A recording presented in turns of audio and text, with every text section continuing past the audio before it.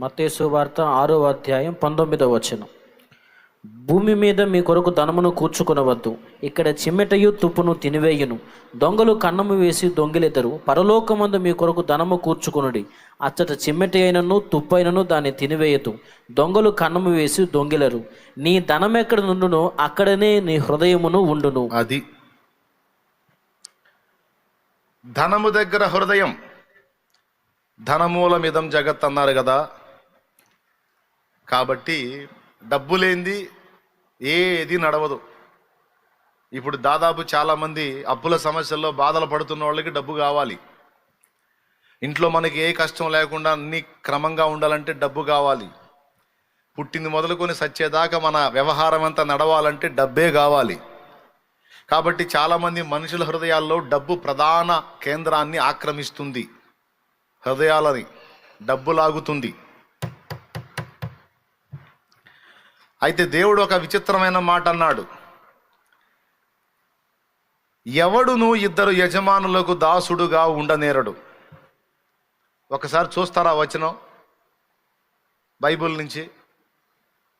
అదే మత్తయి సువార్త 6వ అధ్యాయం 24వ వచనం. అదే అధ్యాయం చదువు. ఎవడును ఇద్దరు యజమానులకు దాసుడుగా నుండనేరడు, అతడు ఒకని ద్వేషించి ఒకని ప్రేమించును, లేదా ఒకని పక్షముగా నుండి ఒకని తృణీకరించును. మీరు దేవునికిని సిరికిని దాసులుగా నుండనేరరు. అది దేవుడు సిరి ఉంటే దేవుడితోనన్నా, లేకపోతే సిరితోనన్నా, అంటే డబ్బుతో. అర్థమైందా? ఉంటే దేవుడితోనన్నా లేకపోతే డబ్బుతోనన్నా. ఆ పై వచనాల్లోనే చెప్పాడు, నీ ధనం ఎక్కడుండును నీ హృదయం అక్కడ ఉండునని. ఏమండి, మొట్టమొదట మనుషుల మీదికి మన హృదయం వెళ్ళిద్ది అని చెప్పా. ఇక్కడ కూర్చున్న వాళ్ళలో ఎవరి హృదయం ఎవరు చుట్టూ తిరుగుతుందో, ఎవరో ఆ పిచ్చిపాటలు పాడుకుంటున్నారో ఒకసారి ఆలోచించుకొని సరి చూసుకోండి. క్లియర్గా చెప్తున్నా. ఎవరన్నా ఒక అమ్మాయి ఒక అబ్బాయిని లవ్ చేసింది అనుకో, ఈ అమ్మాయి దేవుని మందిరంలో కూర్చున్నా సరే వాడే కనపడుతుంటాడు. ఆఖరికి మోకాళ్ళుని ప్రార్థన చేసినా సరే, ప్రభా వాడినే నాకు భర్తగా ఈ తండ్రి స్తోత్రం, హల్లెలూయా హల్లెలూయా హల్లెలూయా హల్లెలూయా. ఇప్పుడు ఈమెకి దేవుడు ఎవరు? ఎవడిని లవ్ చేసిందో వాడే. అలాగే ఒక్కొక్కడు ఉంటాడు, ఒక అమ్మాయిని లవ్ చేస్తాడు, వాడు ఎక్కడ కూర్చున్నా సరే అమ్మాయి కావాలా అమ్మాయి కావాలా అమ్మాయి. ఇప్పుడు వీడికి దేవుడు ఎవరు? యేసయ్య కాదు, అమ్మాయి. సిస్టర్ వింటున్నావా? ఎవరు దేవుడు? యేసయ్యా అమ్మాయా? వీళ్ళు లవ్ చేసిన అమ్మాయి దేవుడి దగ్గరికి వచ్చి మోకాళ్ళు వేసి కూడా, ప్రభువా అమ్మాయితో నా పెళ్ళి అయ్యేటట్టు చేస్తాను. మళ్ళీ వీడు కూడా ఆరాధన చేస్తాడు. అన్ని మనం చేసే పనులని ప్రార్థన చేద్దామంటే ప్రార్థన చేస్తాడు, హల్లెలూయా అంటే హల్లెలూయా అంటాడు, ఆరాధన చేస్తాడు, అన్నీ చేస్తాడు. కానీ హృదయం నిండా మాత్రం ఆ అమ్మాయే ఉంటుంది. దీన్ని ఏమని చెప్పొచ్చు అంటే, వీని హృదయం ఎటు తిప్పుకున్నాడు? శరీరి, ఒక శరీరి, ఒక శరీరి, ఒక శరీరి. శరీరులను తనకు ఆధారము చేసుకొని నరులను ఆశ్రయించి యెహోవా మీద నుండి తన హృదయమును తొలగించుకొని వాడు శాపగ్రస్తుడు. వచ్చిందేమో రారాజు జీవము గల దేవుని సన్నిధికి, అడుగుతుందేమో అల్ప ప్రాణిని గుర్చి. వచ్చిందేమో జీవము గల దేవుని సన్నిధికి, ఆలోచిస్తుందేమో అల్పుడైన ఒక నరుని గురించి లేదా నారీ గురించి. నేను చెప్పే మాటలు ఖచ్చితంగా ఎక్కడో చోట టచ్ అవుతాయి. నీ హృదయం ఎవరి గురించి ఎక్కువ ఆలోచిస్తుందో, ఎవరి చుట్టూ తిరుగుతుందో, దయచేసి మారు మనసు పొందు. అనవసరంగా దేవుడు ఏది మాట్లాడించడు. అది నీకైనా నాకైనా ఎవ్వరికైనా. ఇక్కడ సేవకుడు విశ్వాసన్న భేదం లేదు. సేవకుల హృదయం పరిచర్య వైపు తిరుగుతూ ఉంటుంది, విశ్వాసుల హృదయం ఏమో సేవకుల వైపు తిరుగుతూ ఉంటుంది. ఇది రాంగే. సేవకుడి హృదయం, విశ్వాసుల హృదయం ఫస్ట్ దేవుని వైపు తిరగాలి. క్లియర్గా చెప్తున్నా ప్రతి పాయింట్ని. ఇవన్నీ పక్కన పెడితే, శరీరులను ఆధారము చేసుకోవటం అనేది పక్కన పెడితే, ధనమును ఆధారము చేసుకొనుట. ఇక వారి హృదయం అంతా కూడా డబ్బు డబ్బు డబ్బు డబ్బు డబ్బు.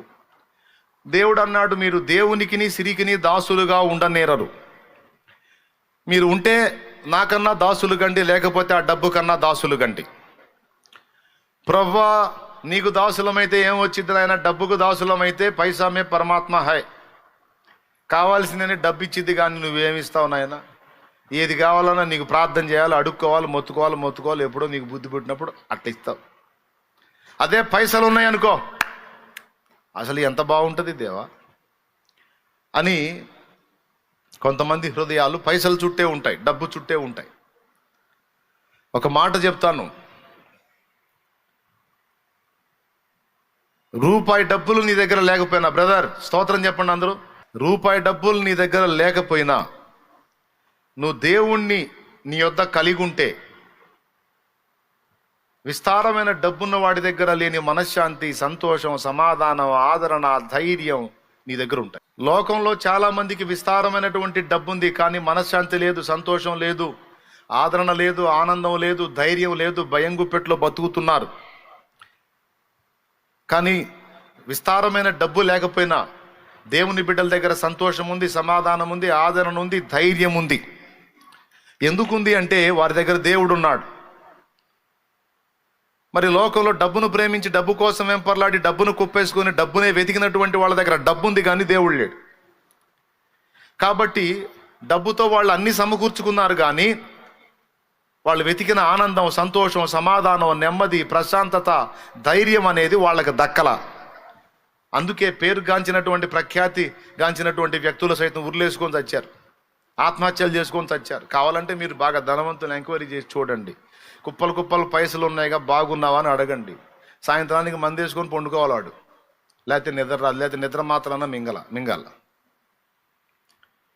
అది కూడా పనిగాక చచ్చిపోతున్నారు. నేను చెప్పేది కొత్త విషయమా? ఆల్రెడీ మీరు ఎరిగినాయనా? సినిమా యాక్టర్ల దగ్గర నుంచి, రాజకీయవేత్తల దగ్గర నుంచి, పారిశ్రామికవేత్తల దగ్గర నుంచి, మిలియనీర్స్ దగ్గర నుంచి ప్రాణాలు నిలువున ఉసరుసర తీసుకున్నారు. ఎందుకు?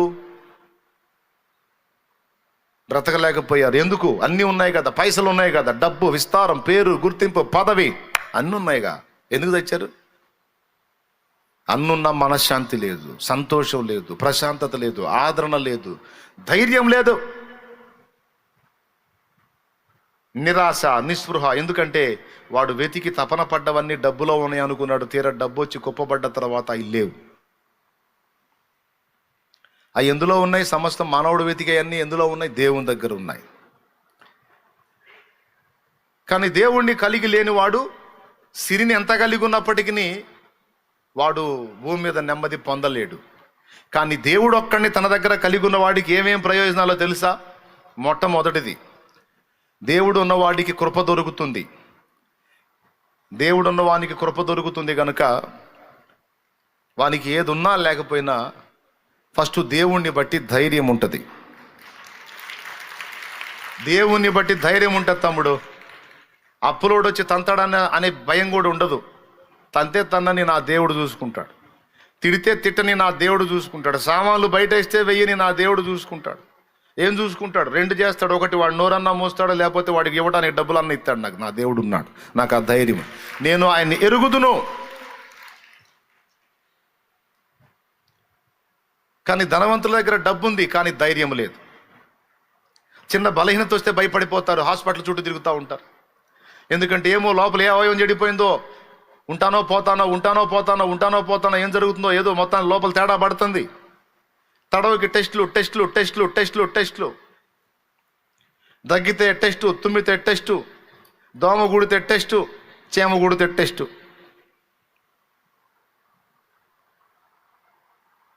ఎప్పుడన్నా చూడు, తడవకి వారానికి 2 సార్లు ఆసుపత్రికి వేస్తూ ఉంటారు. భయం, చచ్చిపోతామేమో, ఎన్ని పోతాయేమో. దేవునికి స్తోత్రం కలుగును గాక. హల్లెలూయా. కానీ దేవుణ్ణి కలిగి ఉన్నోడికి ఆ భయం లేదు. ఎందుకు? నాకేమిది, నా ప్రభు ఉన్నాడు, ఆయన చిత్తం లేకుండా నాకేం కాదు. ఒకవేళ ఆయన చిత్తమే తీసుకుంటే తీసుకొని, బ్రతుకుట క్రీస్తే చావైన మేలే, బ్రతుకుట క్రీస్తే చావైన మేలే అని పాడుకుంటాడు. అప్పులు, బాధలు, ఇరుకులు, ఇబ్బందులు, కష్టాలు, నిందలు, అవమానాలు ఎన్నొచ్చినా సరే దేవునికి తెలియకుండా ఇవి రాలేదు గనక ఈ వచ్చినవన్నీ ఏదో ఒక టైంలో నా మేలుకేం మారతాయని ఎరిగిన వాడు గనుక ఎదురవుతున్న ప్రతి పరిస్థితి విషయంలో నీకే స్తోత్రం ప్రభువా అని ధైర్యంగా సాగిపోతాడు. అంతేగాని భయం గుప్పెట్లో బతకడు. ఎందుకంటే తనను ధైర్యపరిచే నమ్మకమైన విశ్వాస్యత కలిగిన దేవుడు తనకు తోడై ఉన్నాడని తనకు తెలుసు. కాబట్టే దృఢమైనటువంటి ధైర్యం కలిగి ఉంటాడు. మొదటిది. రెండవది, సంతోషం ఉంటుంది. ప్రతిదానికి ఏది పొందుకున్నా సరే సంతోషంగా దేవుని స్తుతించుకుంటాడు. ఓ మంచి వస్త్రం తొడుక్కున్నాడు అనుకో, ప్రభువా ఒకప్పుడు పాతయి తొడుక్కున్న నా బ్రతుకు ఇది ఇచ్చినందుకు నీకు స్తోత్రమని ఆ వస్త్రాన్ని బట్టి సంతోషిస్తాడు, ఆనందంగా అనుభవించగలుగుతాడు. కొద్దిపాటి వస్త్రమైనా సరే, కొద్దిపాటి విలువ గల వస్త్రం దొరికినా సరే దాన్ని బట్టి కృతజ్ఞతలు చెప్పుకుంటాడు. కొద్దిపాటి మంచి ఆహారం దొరికినా సరే స్తోత్రం చెప్పుకుంటాడు. దేన్ని బట్టి కూడా సంతోషిస్తూ ఉంటాడు. కానీ వాడికి అన్నున్నా సరే సంతోషం ఉండదు. మంచి కాస్ట్లీ డ్రెస్ వేసుకుంటాడు, వేసుకొని పార్టీకి పోతాడు. వీడికంటే కాస్ట్ ఇంకొకటి కనపడతాడు. అందుకే వీడి అక్కడ మనశాంతి పోగొట్టుకుంటాడు. ఎవడు? సౌండ్. స్తోత్రం. ఎవరు? సౌండ్ బాబు, సౌండ్. మంచి మంచి నగలు వేసుకొని పోయిద్ది అనుకో, ఈ పార్టీకి పోయినప్పుడు అక్కడ ఏమికంటే మించిన వాళ్ళు కనపడతారు. ఏం గోల్డ్ వేసుకుంటే ప్లాటినం వేసుకున్నామని తిరుగుతుంటుంది ఆడ. స్తోత్రం. ఏం పగడాలు ముత్యాలు వేసుకుంటే అక్కడ వజ్రాలు వేసుకున్నాం కనపడుతుంటుంది.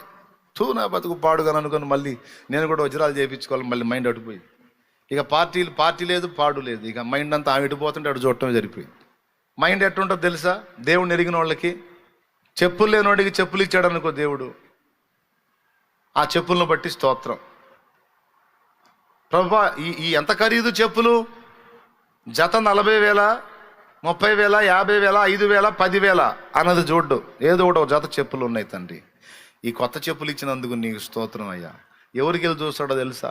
కనీసం ఈ చెప్పులు కూడా లేకుండా ఎండలో కాళ్ళు అలా కాలుకుంటా తిరుగుతున్న వాళ్ళతో పోల్చుకుంటే నాకు బెటర్ కదా తండ్రి, ఏ ఒకటి చెప్పులు ఇచ్చావు, నీ కృప కదా తండ్రి, నీకు స్తోత్రం అని ఎటు పోల్చుకుంటాడో తెలుసా? దేవుని బిడ్డ. దేవుడు మాట్లాడతాడు వాడితో. ప్రభువా నాకేంది ప్రభు 5,000 రూపాయల బూట్లు ఇచ్చావు నాయన, అది వాడు చూడు 40,000 రూపాయల బూట్లు వేసుకున్నాడు ప్రభువా అని వీడు అనడు. అయ్యా నాకు 5,000 రూపాయలు ఖరీదైన బూట్లు ఇచ్చావు, నిజంగా నీ కృప కదా ప్రభువా. 50 రూపాయల చెప్పులు గతి లేని బతుకున్నది, ఈరోజు ఇలాంటి బూట్లు నాకు ఇచ్చావంటే నీ కృప. అసలు ఈ బూట్లు ఎంత అన్నది కాదు ప్రభు, అసలు చెప్పులే లేనోడిని చూసుకుంటే నేను బెటర్ కదా తండ్రి. 5,000 కాదు నాయన, 500 బూట్లైనా నీకు స్తోత్రం ప్రభువా.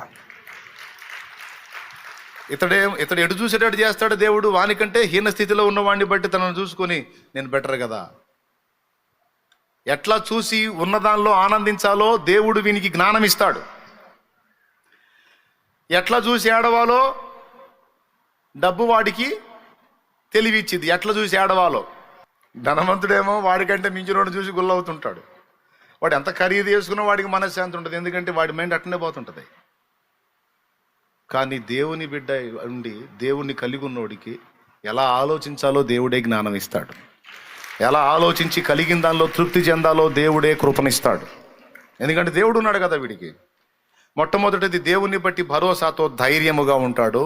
రెండవది దేవుడిచ్చిన జ్ఞానాన్ని బట్టి తను కలిగి ఉన్న కొంచెంలో కూడా చాలా తృప్తిగా సంతోషంగా బతుకుతాడు. బిర్యానీ లేదు, పచ్చడే ఉంది ఆ రోజు ఇంట్లో. దేవుడు వానికి ఇచ్చే జ్ఞానం ఎలా ఉంటుందో తెలుసా? తండ్రి ఈ పచ్చడి కూడా లేక పాపం కొంతమంది అల్లాడిపోతున్నారు, నాకు ఈ పచ్చడైనా ఇచ్చావు, నీకు స్తోత్రం అని మైండ్ అటుపోయింది. దాన్ని బట్టి కృతజ్ఞతలు చెప్పి తింటాడు. తృప్తిగా తిని అనుకుంటా వస్తాడు హాయిగా బయటికి.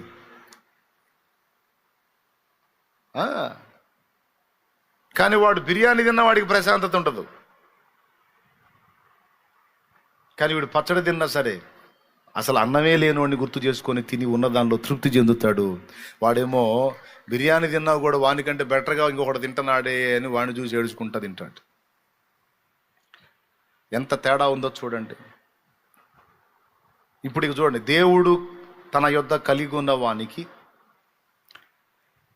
దేవుడు తన దగ్గర ఉన్నవన్నీ ఇస్తాడు. నీ సన్నిధిని సంపూర్ణ సంతోషము కలదు, నీ కుడి చేతిలో నిత్య సుఖములు కలవు. మూడవది దేవుడు తన యొద్ద కలిగి ఉన్నవాడిని. దేవుణ్ణి ఎవరైతే కలిగి ఉంటారో వాళ్ళకి మూడవ విషయం ఏంటో తెలుసా? మొట్టమొదటిది ఏం చెప్పాను? ధైర్యము. రెండవది సంతోషము. మూడవది ప్రశాంతత. ఏం దడ ఆయాసం ఉండదు. అరే రే రే వాడు పోయాడు మించిపోయాడు, అరే రే ఈడిపోయాడు మించిపోయాడు అనే ఓ అనేది ఉండదు. పెను తుఫానులో నాదు ప్రశాంతత, నా వేదనలో దివ్యాదరణ. పెను తుఫానులో నాదు ప్రశాంతత, నా వేదనలో దివ్యాదరణ. అబ్బా ఎంత హాయిగా ఉంటాడో దేవుణ్ణి కలిగి ఉన్నాడు. ఎందుకంటే వీడు హడావుడి పడితే దేవుడు ఊరు కూడా ఏందిరా వాడు పోయాడు వీడు పోయాడు ముందు పోయాడు అనేది గందరగోళం అవుతున్నాయిరా. ఏం లేదు ప్రభా, వాళ్ళందరూ ఫస్ట్ క్లాస్లో పాస్ అయ్యారు ప్రభా, నేనేంది ప్రభా ఎట్లా అయిపోయాను ప్రభా. ఏమిటి తండ్రి ఇది? వాళ్ళందరూ ఏమో కోట్లు సంపాదిస్తున్నారు ప్రభా, నేనేది అప్పుల పాలైపోతున్నా ప్రభా. అయ్యో వాడేమో బిల్డింగ్ మీద బిల్డింగ్ కడుతున్నాడు ప్రభా, నేను ఉన్నాయి అమ్ముకోవడానికి బేరం పెట్టుకునే పరిస్థితి వచ్చింది తండ్రి, ఏమిటినైనా ఈ పరిస్థితి. ఇలా మనం టెన్షన్ పడుతున్నాం అనుకో. దేవుణ్ణి ఎరిగిన మనం, వినండి బాగా, దేవుణ్ణి ఎరిగిన మనం ప్రెజర్ అవుతుంటే దేవుడు ఏం మాట్లాడతాడో తెలుసా? నా కుమారుడా ప్రసంగి గ్రంథం చదువు నాయనా అంటాడు. అర్థమైందా? ప్రశాంతత కోసం ప్రసంగి చదువుకోరా అంటాడు.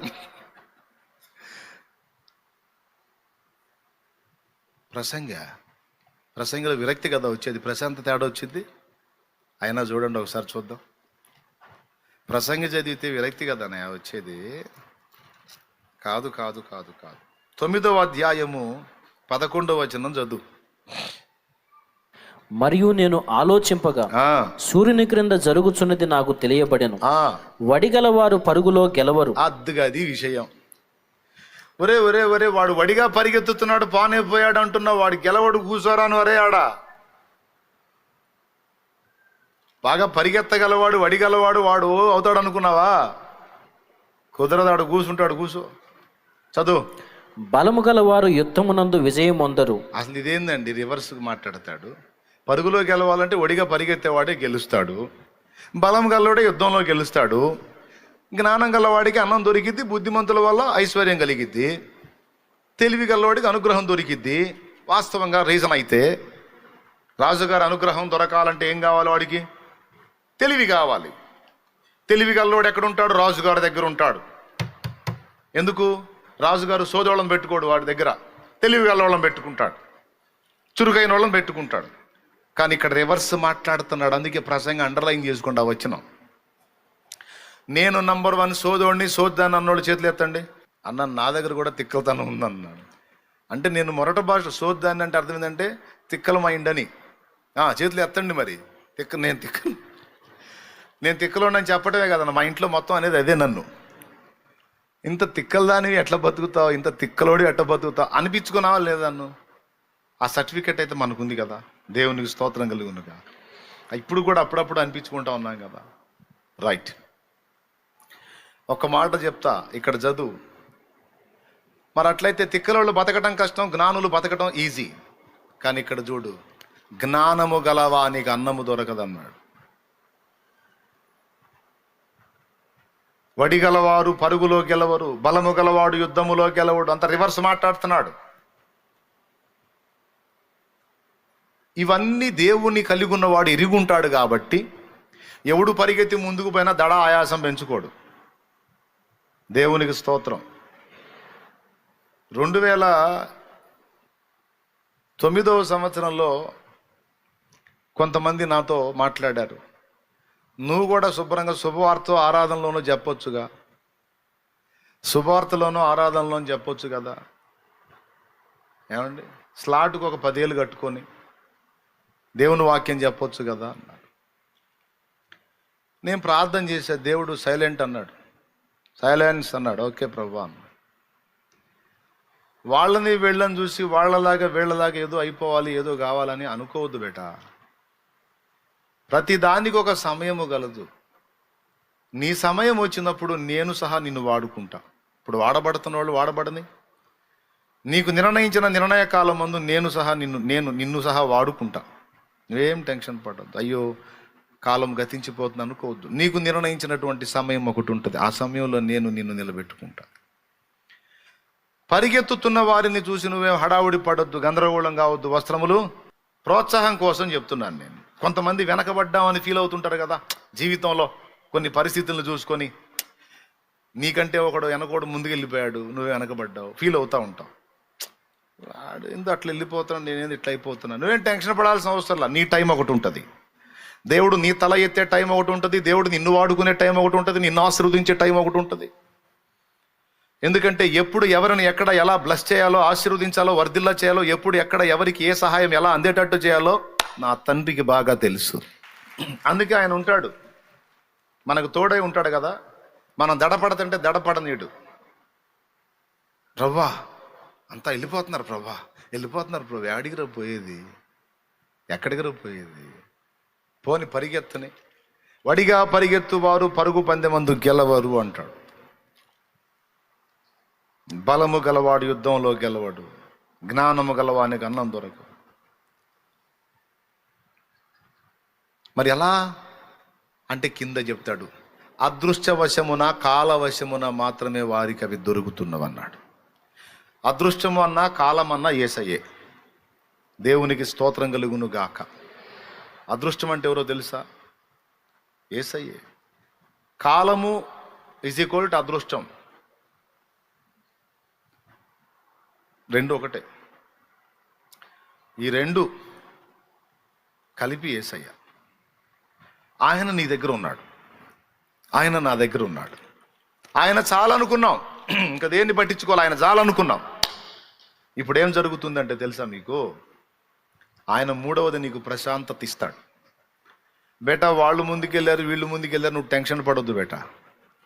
నేనున్నా కదా నీకు నిర్ణయించిన నిర్ణయ కాలంలో నీకు చూపే కృపను నీకు చూపుతాను. నిమ్మళంగా ఉండును, ప్రశాంతంగా ఉండును, నెమ్మదిగా ఉండును, ఏం హడావుడి పడొద్దు. ఎందుకంటే నువ్వు నా వైపు చూస్తున్నావు, నన్ను కలిగి ఉన్నావు, నేనున్నా కదా. గుర్తుపెట్టుకో, నిన్ను తలగా ఉంచాలనేది నా కోరిక అయి ఉంటుందా, తోకగా ఉంచాలని నా కోరిక ఉంటుందా? డాడీ తలగానే ఉంచాలని ఉంటుంది డాడీ. ఇంకేం బేటా, నన్ను నమ్ముతున్నావు కదా. నమ్ముతున్నా డాడీ, ఇంకా నిమ్మలంగా ఉండు, సప్పుడు చేయగా ఊకో. మే హూనా, దేవునికి స్తోత్రం, నేను చూస్తా కదా. కాబట్టి ఇది విశ్వాసులైన వాళ్ళకి, దేవుణ్ణి తన యొద్ద కలిగి ఉన్న వాళ్ళకి భరోసా ఉంటుంది గనక వాళ్ళు ప్రశాంతతలో బ్రతుకుతారు. పక్క వాళ్ళు పరిగెత్తుతుంటే వీళ్ళు టెన్షన్ పడరు, వాళ్ళకి అందలేదు అనే ఆవేదన ఉండదు, వాళ్ళకి ఏ ఒత్తిడిని కూర్చిన టెన్షన్ ఉండదు. ఎందుకంటే దేనికైనా చాలిన దేవుడు నాకున్నాడు గనుక నేనెందుకు ఆందోళన పడాలి, నా దేవుడు చూసుకుంటాడు. కాసేపు కూసేపు మంచం మీద అటు ఇటు దొల్లి ఆలోచించినా చివరికి మనం ఫైనల్గా వచ్చే డెసిషన్ అయితే అదే. నిద్రపట్టగా ఎట్ట చేయాలని కాసేపు ఆలోచించినా, ఏం చేసినా కాసేపు ఆలోచించినా ఇంకా మనం ఏం చించలేమన్న సంగతి మనకు అర్థమైపోయి ఏదైనా ఆయన చేయాల్సిందే అని ఆలోచించడం మానేసి ప్రభువా నీ చేతికి అప్పగిస్తున్నా అంటేనే హాయిగా నిద్రపట్టిద్ది. అప్పచెబితే నిద్రపోతాం. కానీ వాళ్ళకి దేవుడు గాక సిరిని తమ యొద్ద కలిగి ఉన్న వాళ్ళకి ఈ ప్రశాంతత ఉండదు. కావాలంటే వాళ్ళ ముఖాలు చూడండి, ఎప్పుడు ఆందోళనలో ఉంటాయి వాళ్ళ ఫేసులు. కానీ మన దేవుణ్ణి తమ యొద్ద కలిగి ఉన్న వాళ్ళ ఫేసులు చూడండి, ప్రసన్నంగా ఉంటాయి, నిమ్మలంగా ఉంటాయి, నెమ్మదిగా ఉంటాయి, హాయిగా ఉంటాయి.